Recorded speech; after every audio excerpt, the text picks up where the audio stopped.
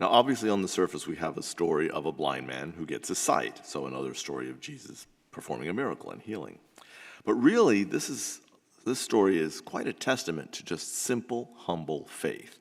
Now, also to create a little bit of context, this story takes place right after, in the Gospel of Luke, right after Jesus has his encounter with the rich young man who, after having said, I've followed all of the commandments all my life, and then our Lord tells him, if you would be perfect, you must sell all you have and give it to the poor.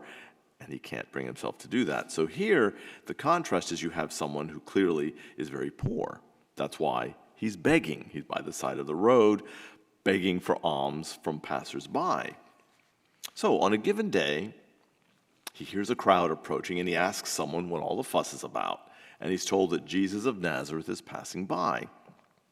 Now, I think it's pretty clear he's heard of Jesus before, because immediately he calls out to him, Jesus, son of David, have pity on me.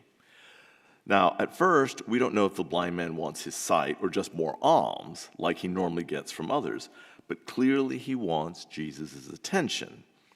And that's where his faith comes in. The crowd tries not only to dissuade him, but to silence him, which leads the blind man only to double down. He will not be denied. So Jesus hears his cry and calls for the blind man to be brought to him.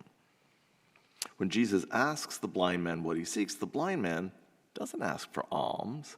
He asks for his sight.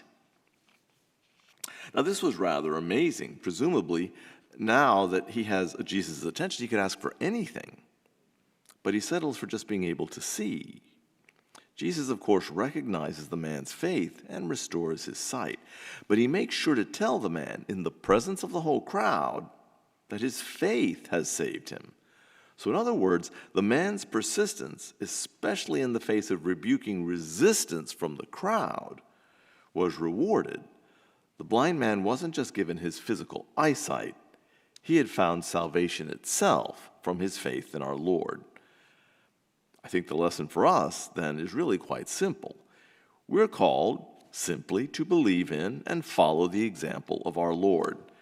And we mustn't allow earthly distractions or possessions or worries or anything else, like the rich young man did, to divert us from our devotion to God. In the blind man's case, he surely had essentially nothing, right? He was a beggar. So he really had nothing to lose in seeking Jesus. Now, some of us might have all sorts of things to lose by putting Jesus first, but that's what we're called to do. Sometimes, as in the case of the rich young man, the more we have, the harder it is to put Jesus first. Thus, our Lord tells us how hard it is for someone who has more to do exactly that, to follow God and to put him first. Now, tomorrow, we're going to hear the story of Zacchaeus, who is a wealthy chief tax collector. That's someone who is willing to part with his wealth. As soon as he discovers Jesus, he says, if I've cheated anyone, I will pay him 4 times over, and I will give half my wealth away. So it's clear that while Jesus says it's difficult for a rich person to find salvation, it certainly isn't possible. It is not impossible, because for God, all things are possible. So we must first decide to make God first in our lives. For the blind man, this was easy. For us, let us be inspired by his example and strive to make it easy as well. Then, like the blind man, we too will see clearly the magnificence of God's great love and mercy and of his most gracious offer of eternal salvation.